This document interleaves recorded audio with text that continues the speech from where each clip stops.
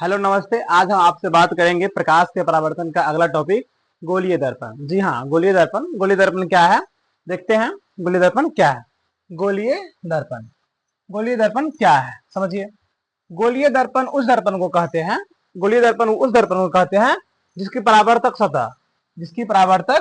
सतह किसी खोखले गोले का एक भाग होता है। मतलब उसका परावर्तक सतह जो है ना, किसी खोखले गोले का एक भाग होता है। मतलब गोला है और उसमें ऊपर से जो है ना दर्पण लगा है दोनों तरफ से। ये दर्पण कांच के पूरे गोले को काट के बनाया जाता है। मतलब एक कांच है, उससे पूरा गोला बनाया जाता है और उसमें एक उत्तल दर्पण और एक अवतल दर्पण लगाया जाता है। गोलीय दर्पण दो मुख्य प्रकार के हो सकते हैं। गोलीय दर्पण मुख्य दो प्रकार के होते हैं। पहला जो है उत्तल दर्पण होगा और एक है अवतल दर्पण होगा। ठीक है, देखते हैं। इसके बाहर से हम पेंट कर देते हैं, बाहर से पेंट कर देते हैं, फिर अवतल बन जाता है। अवतल इसलिए बन गया क्योंकि ये अंदर से झुका है। जो अंदर से झुका रहता है वो अवतल दर्पण है, क्योंकि वो सारे मतलब कि लाइट को ना जो है ना फैला, मतलब एक जगह से फैला देता है। फिर है उत्तल दर्पण, जिसके अंदर से पेंट रहेगा और बाहर से चिकना सतह रहेगा, वो होगा उत्तल दर्पण। इसको कहेंगे उत्तल दर्पण।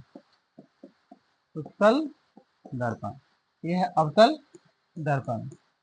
उत्तल दर्पण और अवतल दर्पण है कि नहीं। और इसको बोलेंगे पोल, इसको बोलते हैं पोल। और ये है मुख्य अक्ष, ये है मुख्य अक्ष। इसको मुख्य अक्ष बोलते हैं। हर एक गोला का एक बिंदु होता है जिसे हम केंद्र बोलते हैं। इसको बोलेंगे वक्रता केंद्र, वक्रता केंद्र, वक्रता केंद्र।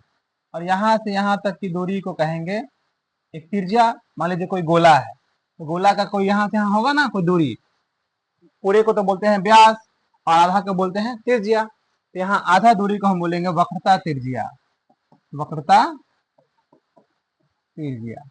ठीक है, ये इसका परावर्तक सतह है, ये इसका परावर्तक सतह। यहाँ से लाइट जो है रिफ्लेक्ट होगा और इसका ये है परावर्तक सतह, परावर्तक सतह। समझ में आया? तो गोलीय दर्पण उस दर्पण को कहते हैं जिसकी परावर्तक सतह किसी खोखले गोले का एक भाग होती है। गोलीय दर्पण उस दर्पण को कहते हैं जिसकी परावर्तक सतह किसी खोखले गोले का एक भाग होती है। ठीक है, ये दर्पण कांच के पूरे गोले को काट कर बनाए जाते हैं। गोलीय दर्पण दो प्रकार के हो सकते हैं। पहला जो है उत्तल, उत्तल और दूसरा अवतल। तो अवतल क्या है, अवतल दर्पण क्या है, आप देखते हैं। Concave mirror. अवतल दर्पण क्या है? जिस गोलीय दर्पण का परावर्तक पृष्ठ, परावर्तक पृष्ठ, पृष्ठ माने सतह, परावर्तक पृष्ठ अंदर की ओर दबा हो, अंदर की ओर दबा हो, उसको बोलते हैं अवतल। अवतल दर्पण अंदर की ओर दबा है, देखिए ऐसे है, मतलब ऐसे है, ऐसे है। और इसके बाहर से पेंट है, बाहर से पेंट है।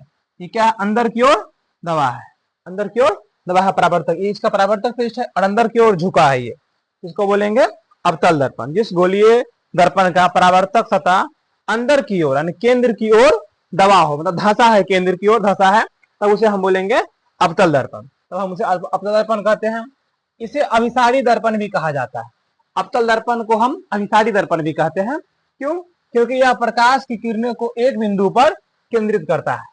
प्रकाश की किरणों को एक बिंदु पर केंद्रित करता है, मतलब प्रकाश की किरण जो आएगा ना उसको एक बिंदु पर केंद्रित कर देगा, ऐसे एक बिंदु पर केंद्रित करता है। जैसे मान लीजिए आपके पास कोई दर्पण है, तो वहां से मान लीजिए यहाँ दर्पण, यहाँ दर्पण है, यहाँ पे लाइट आया, इधर से भी लाइट आया, इधर से भी लाइट आया, सबको रिफ्लेक्ट करेगा, एक ही जगह भेजेगा, सबको एक ही जगह पे केंद्रित करता है।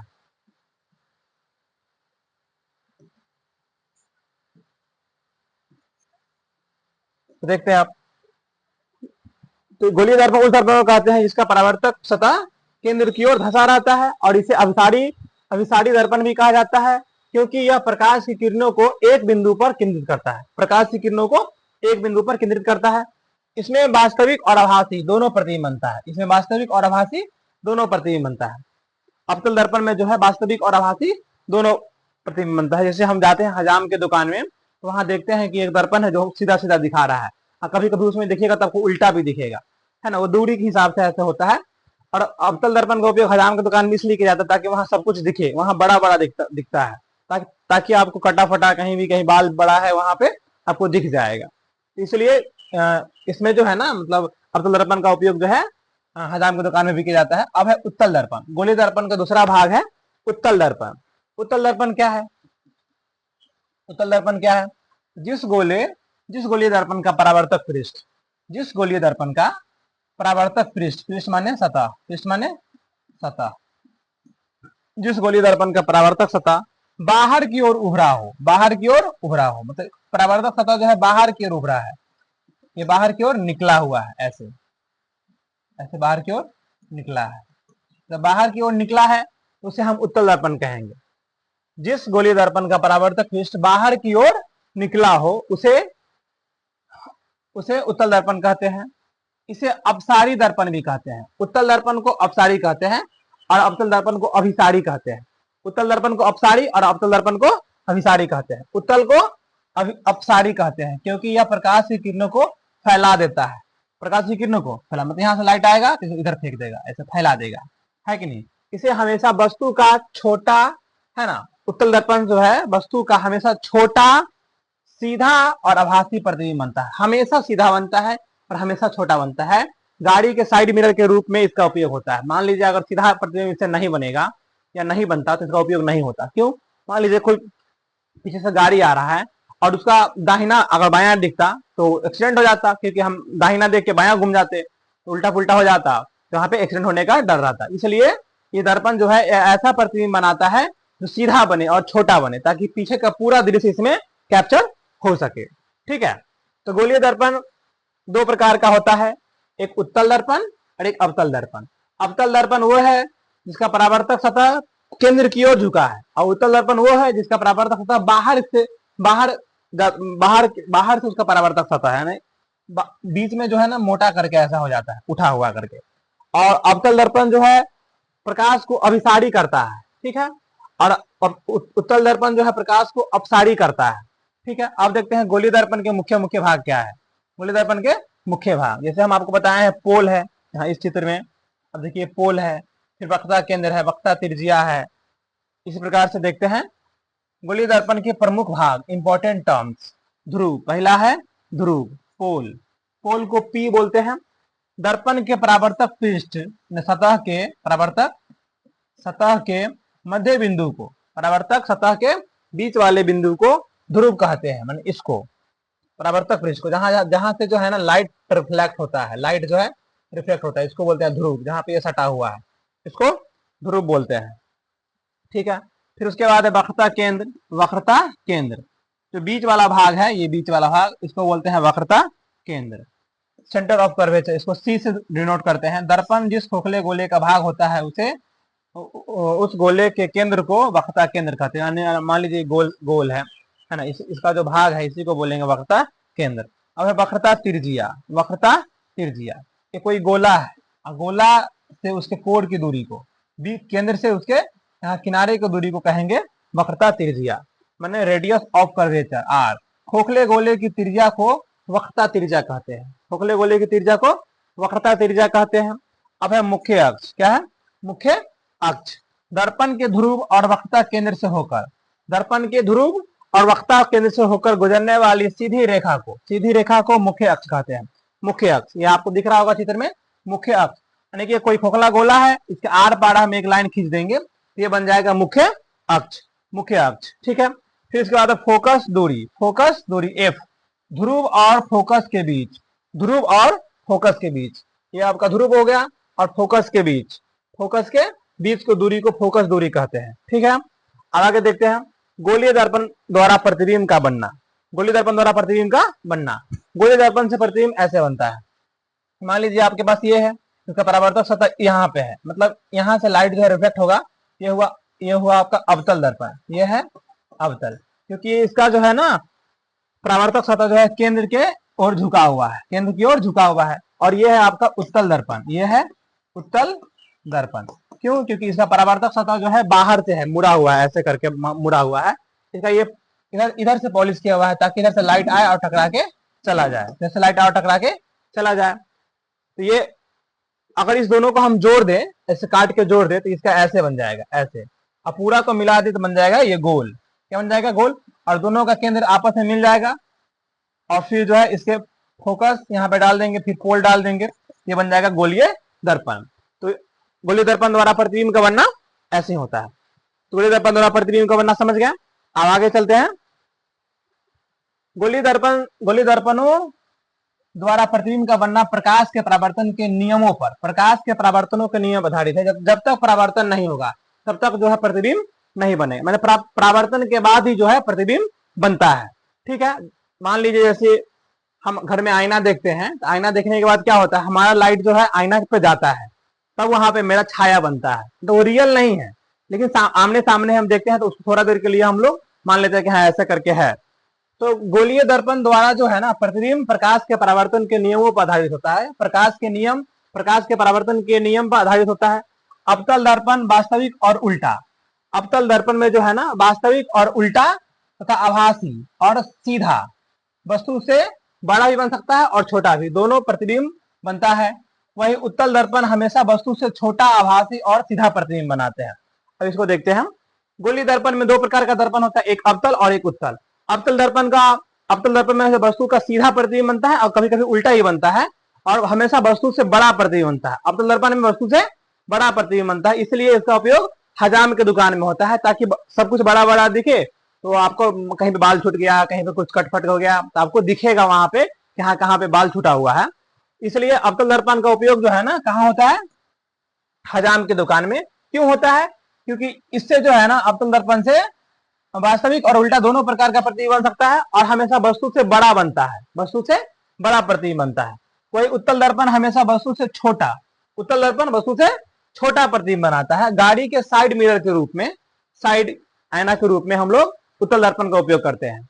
यानी कि उत्तल दर्पण का उपयोग जो है गाड़ी, बस और जो वाहन है उसमें हम लोग उत्तल दर्पण का उपयोग करते हैं। क्यों करते हैं, क्योंकि इसमें जो है वस्तु से छोटा प्रतिबिंब बनता है, और छोटा बनने से क्या होगा, पीछे का सारा दृश्य एक ही छोटा सा आईना में कैप्चर हो जाएगा, और आप अपने घर पे जो है इसका निरीक्षण कर सकते हैं। अब प्रतिबिंब के निर्माण के मुख्य नियम। प्रतिबिंब कैसे बनता है, प्रतिबिंब कैसे बनता है, तो गोलीय दर्पण से किसी वस्तु का प्रतिबिंब बनाने के लिए मुख्य रूप से कम दो किरणें के मार्ग का चयन किया जाता है। दो किरण का मार्ग चयन किया जाता है, और ये किरणें निम्नलिखित 3 नियमों का पालन करती है। वो जो किरण है वो 3 नियमों का पालन करती है। पहला है समांतर किरण। समांतर किरण क्या है, मुख्य अक्ष के समांतर चलने वाली प्रकाशीय किरण। जो मुख्य अक्ष है उसके समांतर जो किरण चलेगी, जैसे गोलीय दर्पण है और ये आपका मुख्य अक्ष है, इसके समांतर जो किरण चलेगी इसको बोलेंगे समांतर किरण। परावर्तन के पश्चात अवतल दर्पण के फोकस से होकर गुजरती है। परावर्तन के बाद कहां जाएगी, यहां से आके और यहां से फोकस से गुजरेगी, यहां से इधर से आएगी और इधर से फोकस से गुजरेगी, तो दोनों तरफ से आएगी और फोकस पे जाके गिरेगी। ये केंद्र है, ये आपका मुख्य अक्ष है, और यहाँ पे फोकस है, इसका फोकस है, और इधर से लाइट आएगा, मतलब सामने से लाइट आएगा तो इधर से ऐसे गुजरेगा, और इधर से आएगा इधर से ऐसे गुजरेगा। मतलब हमेशा जो है लाइट फोकस से होकर ही गुजरेगी, या उत्तल दर्पण के फोकस से आती हुई प्रतीत होती है। अब फोकस से गुजरने वाली किरण, दूसरा है फोकस से गुजरने वाली किरण। अवतल दर्पण के फोकस या उत्तल दर्पण के फोकस की दिशा से होकर गुजरने वाली किरण। अवतल दर्पण के फोकस या उत्तल दर्पण के फोकस से होकर गुजरने वाली किरण, जैसे यहाँ देखिए ये अवतल दर्पण है, उत्तल दर्पण है, और इसके फोकस से गुजरने वाली किरण जो है परावर्तन के बाद मुख्य अक्ष के समांतर हो जाती है। परावर्तन के बाद मुख्य अक्ष के समांतर हो जाएगा। ठीक है, अब है वक्रता केंद्र से गुजरने वाली किरण। तीसरा है वक्रता केंद्र से गुजरने वाली किरण। जो वक्रता केंद्र है, ये आपका जो केंद्र है, ये तो कोई भी लाइट आया और यहां से गुजरेगा, यहां से आया और यहां से गुजरेगा, तब तो वक्रता केंद्र से गुजरने वाली किरण, वक्रता केंद्र से होकर गुजरने वाली किरण दर्पण से परावर्तित होकर उसी मार्ग वापस लौट जाती है। दर्पण से परावर्तित होकर फिर उसी मार्ग में वापस लौट जाएगी जिधर से वो आया था। मतलब ऐसे यहां से आएगा, ऐसे अब इधर चला जाएगा। अब है अवतल दर्पण द्वारा प्रतिबिंब का बनना। अवतल दर्पण द्वारा प्रतिबिंब का बनना। अवतल दर्पण में प्रतिबिंब कैसा बनता है, जैसे मान लीजिए आपके सामने अवतल दर्पण रखा है। अवतल दर्पण मतलब जो हजाम की दुकान में जो दर्पण है उसमें आप जाएंगे तो वहां पे अनुभव कर सकते हैं। इसको इंग्लिश में बोलते हैं कॉनकेव मिरर। Concave mirror. अवतल दर्पण के सामने वस्तु को अलग अलग स्थिति में रखने पर प्रतिबिंब का आकार और प्रकृति बदलती रहती है। जैसे कि मान लीजिए अवतल दर्पण के हम पास में खड़ा होंगे तो प्रतिबिंब कुछ और बनेगा, और दूर खड़ा होंगे तो प्रतिबिंब कुछ और बनेगा। मतलब दूरी के हिसाब से और अपने वस्तु के अलग अलग स्थिति आकार के हिसाब से उसका प्रतिबिंब बनता रहता है। तो पहला है जब वस्तु अनंत पर हो, माने दर्पण यहाँ है और वस्तु बहुत दूर है, बहुत दूर है, तब प्रतिबिंब कैसा बनेगा। जब वस्तु अनंत पर हो तो प्रतिबिंब फोकस पर बनता है। प्रतिबिंब फोकस, जैसे मान लीजिए आपके पास एक दर्पण है, ठीक है, अवतल दर्पण है, और कहीं अनंत से दूर से कहीं लाइट आ रहा है, तो प्रतिबिंब कहाँ बनेगा। तो प्रतिबिंब इसका जो है फोकस पर बनेगा। कहाँ बनेगा, फोकस पे बनेगा। जब वस्तु अनंत अनंत पर हो और प्रतिबिंब फोकस पर बनता है, अत्यधिक छोटा आकार का या वास्तविक और उल्टा होता है। प्रतिबिंब जो है उल्टा हो, जैसे मान लीजिए ये वस्तु इधर ए और बी है, ये सीधा है, और यहाँ जो प्रतिबिंब बनेगा ना ये उल्टा बन जाएगा ऐसे करके। इसका ए नीचे चला आएगा और बी ऊपर चला जाएगा, वस्तु उलट जाएगा। यानी कि अवतल दर्पण द्वारा प्रतिबिंब का बनना, अवतल दर्पण के सामने वस्तु को अलग अलग स्थिति में रखने पर अलग अलग आकार का प्रतिबिंब बदलता है। जब वस्तु अनंत पर हो तो प्रतिबिंब फोकस पर बनता है, फोकस पर बनता है, और अत्यधिक छोटा होता है, इससे छोटा होगा, इससे जो है छोटा बनेगा। जो वास्तविक प्रतिबिंब है, जो वास्तविक वस्तु है उससे छोटा बनेगा, और वास्तविक और उल्टा बनेगा, वास्तविक और उल्टा बनेगा। फिर दूसरा है जब वस्तु केंद्र पर हो, मतलब केंद्र पे ही वस्तु को रख देंगे, तब वस्तु को हम केंद्र पे ही लाकर रख देंगे, तब क्या होगा। तो वस्तु केंद्र पर हो तो प्रतिबिंब फोकस और केंद्र के बीच बनेगा।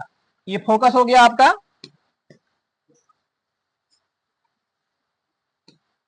ये दर्पण हो गया आपका अवतल दर्पण, ये आपका मुख्य अक्ष हो गया। यहाँ पर बोल रहा है जब वस्तु केंद्र और केंद्र पर हो, ये आपका केंद्र है और ये आपका फोकस है। जब वस्तु केंद्र पर हो, तब जब वस्तु केंद्र पर रहेगा तब प्रतिबिंब फोकस और केंद्र के बीच बनेगा, इसके बीच में बनेगा। मतलब वस्तु यहाँ पे खड़ी है, यहाँ से लाइट आएगा टकरा के यहाँ पे आएगा तो प्रतिबिंब यहाँ बनेगा, ठीक है। अब वस्तु उससे छोटा बनेगा, वास्तविक और उल्टा बनेगा, ठीक है। वस्तु केंद्र पर होता है तो प्रतिबिंब छोटा बनता है, वास्तविक और उल्टा होता है। तीसरा, जब वस्तु केंद्र पर हो प्रतिबिंब केंद्र पर ही बनता है। वस्तु केंद्र पर है तो प्रतिबिंब केंद्र पर ही बनेगा, वस्तु के समान आकार वास्तविक और उल्टा होता है। चौथा, जब वस्तु केंद्र और फोकस के बीच हो, वस्तु केंद्र और फोकस के बीच में इसमें हो, तब तो प्रतिबिंब सी के पीछे बनता है, मतलब केंद्र के पीछे बनता है, बड़ा वास्तविक और उल्टा होता है। बड़ा बनेगा, वास्तविक बनेगा और उल्टा होगा। जब वस्तु फोकस पर हो, जब वस्तु फोकस पर ही होगा, इसी पे यहीं पे वस्तु आ जाएगा, तब क्या होगा, वस्तु यहीं पे आ जाएगा तब प्रतिबिंब कैसा बनेगा। जब वस्तु फोकस पर हो प्रतिबिंब अनंत पर बनता है, प्रतिबिंब जो है कहीं और दूर बनेगा, इधर पता नहीं चलेगा कहाँ बनेगा, मतलब बहुत बड़ा बनेगा। जैसे कि मान लीजिए हम शाम के टाइम में सूरज का धूप रहता है और जब हम खड़े होते हैं तो बहुत बड़ा आकार का प्रतिबिंब बनता है, और जैसे जैसे सूरज जो है क्षितिज की ओर बढ़ता जाएगा वैसे वैसे लंबा प्रतिबिंब बनते जाएगा, तो पता नहीं चलेगा कि कितना लंबा प्रतिबिंब है। तो उसी प्रकार से जब वस्तु फोकस पर आता है तो प्रतिबिंब अनंत में बनता है। अनंत का मतलब हुआ पता नहीं कहाँ बना, अत्यधिक बड़ा बनेगा, इतना बड़ा बनेगा कि दिखाई नहीं देगा। वास्तविक और उल्टा होता है, वास्तविक होता है और उल्टा होता है। और छठा यहाँ पे जब वस्तु फोकस और ध्रुव के बीच में हो, जब वस्तु फोकस और ध्रुव के बीच में, मतलब यहां से कहीं भी हो, फोकस से लेकर के यहां से यहां तक के बीच में कहीं भी रहेगा, तब तो प्रतिबिंब दर्पण के पीछे बनता है। अब प्रतिबिंब जो है, अब एक यहाँ पे इंटरेस्टिंग पॉइंट है, मान लीजिए कि एक दर्पण है और ये आपका मुख्य अक्ष है, यहाँ पे आपका फोकस है। अब कह रहा है जब वस्तु फोकस पर है तो प्रतिबिंब अनंत पर बनता है, और जब वस्तु फोकस और ध्रुव के बीच में है, ये आपका ध्रुव है, ये आपका ध्रुव है, अब वस्तु इसके बीच में कहीं पर भी है, तब प्रतिबिंब कहाँ बनेगा। तब प्रतिबिंब जो है दर्पण के पीछे बनता है, दर्पण के पीछे बनेगा। जब वस्तु फोकस और ध्रुव के बीच हो तो प्रतिबिंब दर्पण के पीछे बनता है, वस्तु से बड़ा, आभासी और सीधा होता है। वस्तु से बड़ा होगा, आभासी होगा और सीधा होगा। ठीक है, समझ में आया।